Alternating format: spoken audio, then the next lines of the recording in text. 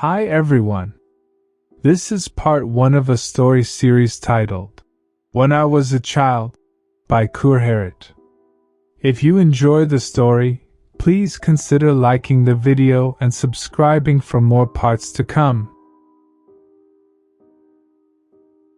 They never stopped searching, but they never found me. A month later, I just walked out of the forest on my own.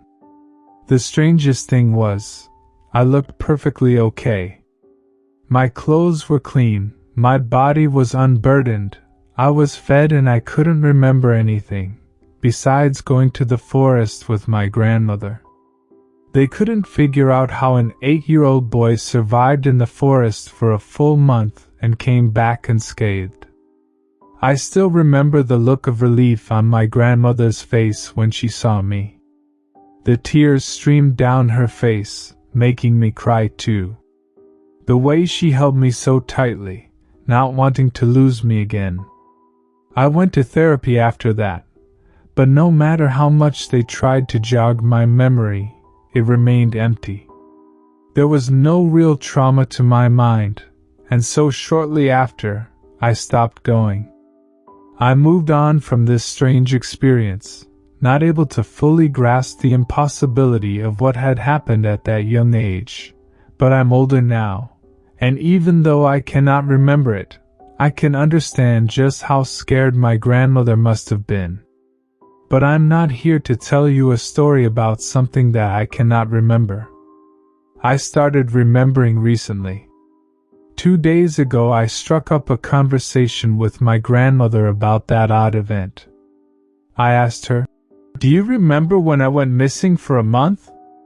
Her expression instantly grew grim, and she looked at me with this intensity in her eyes. Despite her old age, my grandmother was a fierce woman. "I remember," she said in a hushed whisper, her gaze dropping down to my feet.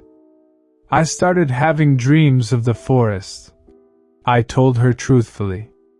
She looked back up at me again, her eyes showing a glint of surprise.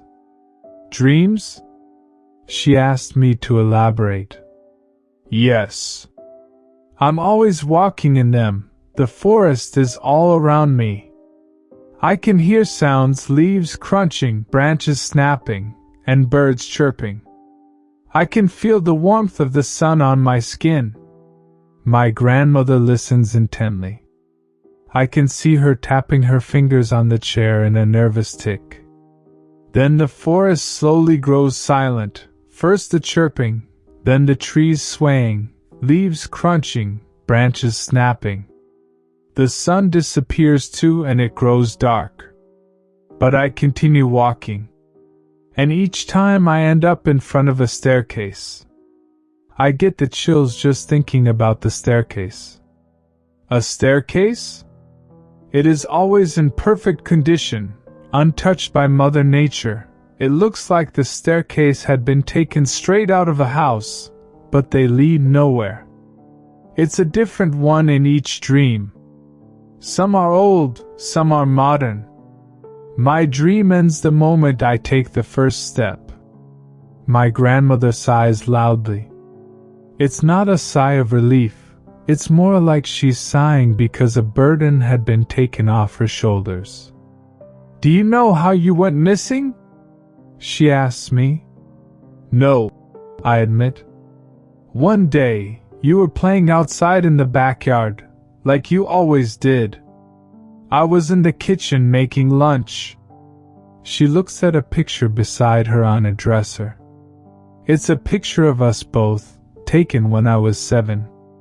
She picks it up and continues speaking. "I always taught you and reminded you to not wander off into the forest, but despite that, I still kept my eye on you through the windows. So I wandered off?" My grandmother chuckles. "No, I wish that was what had happened instead." She places the picture back and takes a deep breath. "I was watching you play with some sticks, having completely forgotten the potatoes that I was cooking. The water started running over the top and I ran over to clean up. It only took a minute or two. When I was back at the window, her lips and hands were trembling, and she took hold of her armrests. I swallowed the saliva that had collected at the top of my mouth. I saw you walking into the forest. But you weren't alone. I saw myself, holding your hand, walking into the forest. She began tearing up. I ran after you. I screamed and shouted and looked for you. But the moment you entered the forest, it was like you simply disappeared. My hands began trembling too, the memory of walking into the forest with my grandmother tugging at my mind. I stood and walked over to my grandmother to hold her. It wasn't your fault, I said. She cried in my arms. I cried too. After a while, we calmed down and began talking again. What was it that took me? I questioned her. I thought it was a skinwalker at first, she answered, wiping her nose with a tissue. But if it were a skinwalker, you wouldn't have returned alive, you wouldn't have returned at all. So I don't know what took you, but I'm glad you returned. I wouldn't have been able to bear losing you too, like I lost your parents. I squeezed her hand that I still held tightly and smiled at her. Not wanting to stress my grandmother anymore, I dropped the topic. Shortly after I drove home, I had a dream that night. It was the same dream, but something was different. In my previous dreams, I was always alone, but in this dream, I felt a presence with me. No matter how hard I looked, I couldn't see it, but I knew it was there. It didn't feel like it wanted to harm me, but it didn't feel like it wanted to help me either. When I got to the stairs this time, I recognized them. I had seen these stairs before, but I couldn't remember where. There were only 6 steps, and unlike the rest, the stairs looked old and abandoned. They were wooden, but they had begun rotting. When my feet moved to step onto them, I felt a strong hand on my shoulder, and the dream ended before I took that step.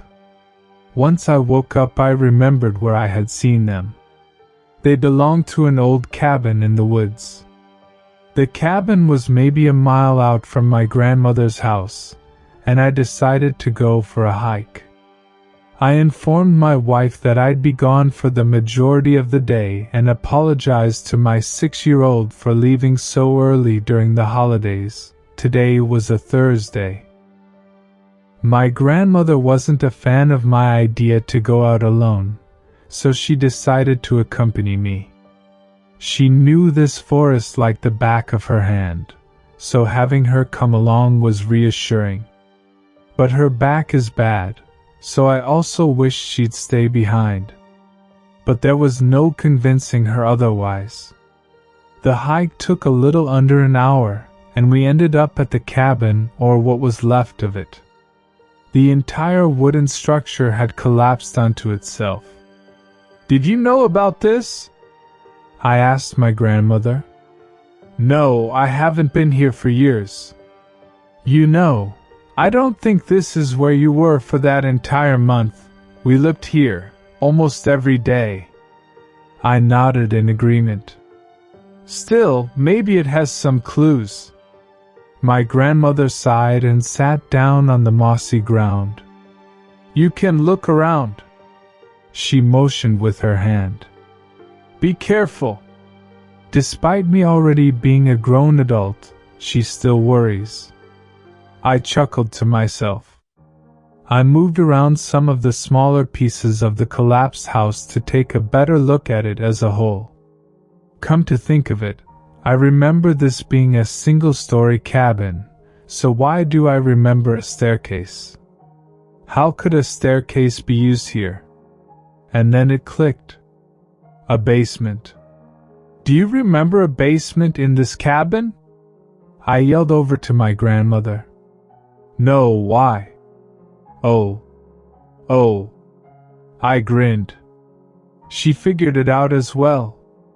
She walked over to where I was and I began trying to move some of the heavier pieces around. Even if the house collapsed, the foundations were strong, and the basement should still be there. After about half an hour, I finally found a broken floorboard revealing not dirt or moss, but darkness below it. I began trying to pull it out and break it in. After a while, the hole was big enough to look inside. I pulled out my smartphone and turned on the flash. The smell coming from inside was putrid. I couldn't begin to describe what it smelled like. What I saw inside made my blood run cold. Shelves with glass jars, a white liquid inside of them.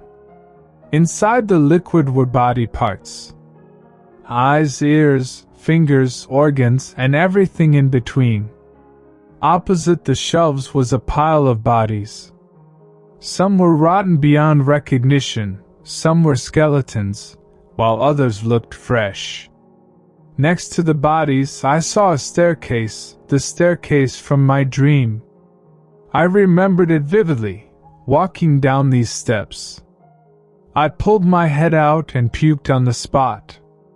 What is it?" my grandmother asked. "Let's get out of here and call the police." We began waking in the direction that we came from. There were dead bodies, skeletons, organs. I couldn't even begin describing what I saw to my grandmother. "Dear God," is all she could mutter out. I called the police once we got back to her house and had to guide them to the collapsed building. The younger policeman puked when he got a whiff of the smell of the dead bodies. Something clicked in me then, watching those two policemen stand around, holding their noses. I remembered. My grandmother took me to this house that day I went missing, or whoever was posing as her. She took me down those steps into the basement. There were no dead bodies back then, and the shelves were empty. She gave me some mushroom soup to eat, after which I dozed off. I woke up, tied to a wooden table in the dark basement. My clothes were gone, and it was cold, and I felt a stinging pain in my chest. Despite my best efforts, I couldn't even lift my head. I had no energy. I remember crying then. After my tears dried out, and I regained some energy, I suddenly heard some shuffling above. "Are you here, Mark? Mark, where are you?" People were looking for me. I heard footsteps above me. A woman sighed. "He's not here." "No, let's go." I tried to scream and shout for help, but nothing came out. That's the last thing that I remember. My desperate attempts to cry for help. "Mark?" The younger policeman spoke, breaking me out of my daze. "Huh, yeah?" I asked, blinking a couple of times. "Are you okay?" "Yeah, I just remembered something suddenly," I answered truthfully. The policeman nodded and walked back over to his partner. I took a deep breath and looked around the forest. Thinking about it, it was a creepy place. For some reason, I had the feeling that we were being watched. I couldn't shake it off. Someone was watching us. "Okay, let's head back," we called in backup. "This is beyond us too." I nodded and followed the policeman out of the forest. The feeling of being watched didn't disappear until we were out. I hugged my grandmother goodbye and went home that day. I told my wife everything that happened and what we found. She was mortified. I had another dream last night. It was completely different from the rest. I was no longer walking in the forest. I was in the basement of that cabin. I could hear footsteps above, and for some reason, Those footsteps scared me a lot. I was trembling in fear. Eventually, I heard them leave the cabin and relaxed. Then I heard a new pair of footsteps enter. They were lighter, smaller. The secret door to the basement suddenly opened and I saw a disheveled boy with messy brown hair and torn clothes smile at me. "Let's go." I woke up after that. I couldn't remember his face. Only his long messy hair and his smile. Who is he? I don't know why I'm starting to remember these things now. I don't know what happened to me during that month I spent in the forest, or why I forgot everything. But I want to know. I want to find out. I'll be going back to the forest today to see if I remember anything else. I'll post an update once I figure out something new.